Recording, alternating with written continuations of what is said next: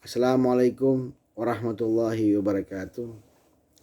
Innal hamdalillah nahmaduhu wa nasta'inuhu wa nastaghfiruh wa na'udzu billahi min shururi anfusina min sayyiati a'malina man yahdihillahu fala mudhilla wa man yudlil fala hadiyalah. Asyhadu an la ilaha illallah wahdahu la syarikalah wa asyhadu anna Muhammadan abduhu wa rasuluh la nabiyya ba'dah. Allahumma shalli wa sallim ala sayyidina Muhammadin al-fatih lima ughliq wal khatim lima sabaq nasirul haq bil haq wal hadi siratul mustaqim. Alhamdulillah bertemu lagi bersama saya Muhsin. Yang saya hormati para kiai, para habaib, para ustadz dan para muslimin muslimat di mana berada. Alhamdulillah kita masih berjumpa lagi dalam channel official Muhsin.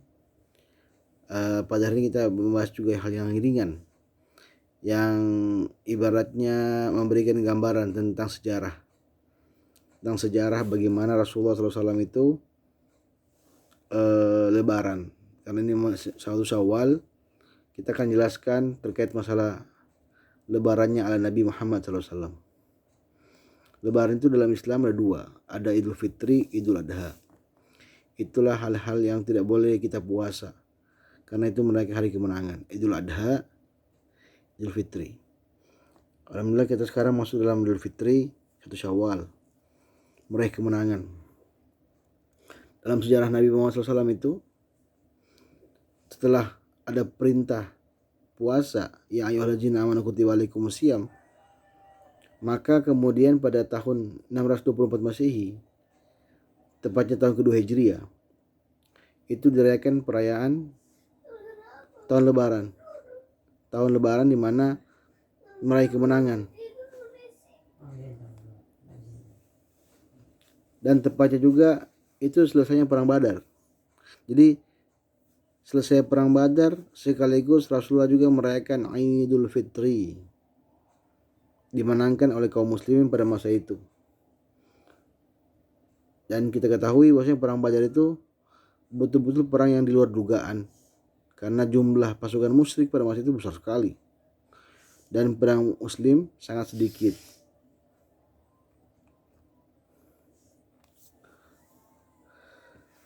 Kemudian kalau kita melihat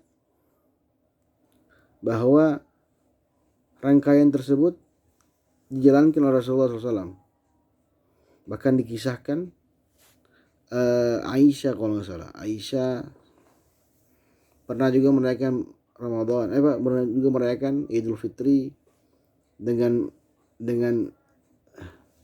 memainkan genderang pada masa itu.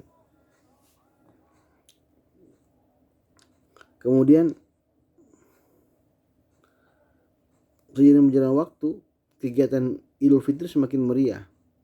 Pada masa sahabat, tabi'in, bahkan dinasti Abbasiyah itu lebih lagi memberikan gambaran. Bahkan mereka dalam bentuk 3 hari berturut-turut merayakan bulan Ramadan, bulan Syawal. Seperti itu. Bahkan kalau kita lihat beberapa sejarah, termasuk di Turki Utsmani, itu pernah merayakan dengan cara membunyikan meriam. Jadi meriam ditembakkan, kemudian diberikan perayaan besar-besaran. Bahkan dinasti Mamluk, tepatnya pada tahun 1250 Masehi di Mesir, itu memberikan pakaian, hadiah, uang kepada masyarakat pada masa itu. Jadi kalau ditanya THR pertama itu ya THR apa? Orang-orang Mesir sudah merayakannya, memberikan pakaian, memberikan uang kepada masyarakat malahan. Kemudian ada dinasti Mughal di India. Itu juga merayakan juga perayaan Ramadan, bulan Syawal. Terus bagaimana dengan orang-orang di Jawa yang pada masa itu, yang seiring berjalan waktu Islam sampai di tanah Sumatera sampai tanah Jawa. Jadi di sekitar tanah Jawa dan Sumatera itu ada namanya perayaan lebaran ketupat.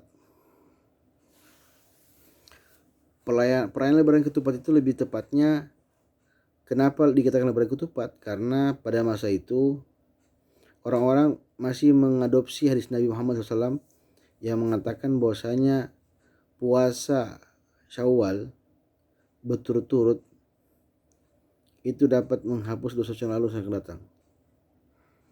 Artinya apa? Jadi mereka setelah merayakan 1 Syawal, tanggal 2 Syawal mereka puasa lagi 6 hari berturut-turut.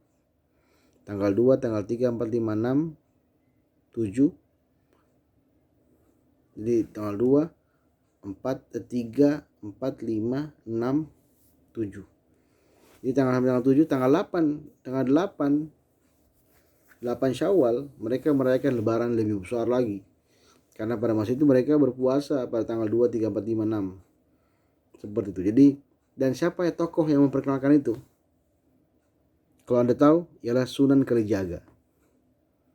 Sunan Kalijaga memberikan gambaran terkait masalah lebaran ketupat, di mana mereka merayakan lebaran itu ketika pada tanggal 8 Syawal setelah melaksanakan bulan Syawal, yang ganjarannya mendapatkan pahala yang luar biasa pada masa itu. Secara filosofis, lebaran ketupat juga memiliki makna mendalam. Ketupat tersebut kan kalau kita artikan, ketupat itu kan bukan berasal dari bangsa Arab, lebih kepada bangsa Indonesia, di mana ketupat itu yang berasal dari kata ketupat, kupat dalam bahasa Jawa artinya mengakui kesalahan. Jadi kalau orang tanya apa itu ketupat, kupat itu artinya dalam bahasa Jawa kupat, aku mengakui kesalahanku. Jadi lebaran ketupatnya lebaran di mana betul-betul mengakui kesalahan kita masing-masing dan saling memaafkan. Tepat sekali.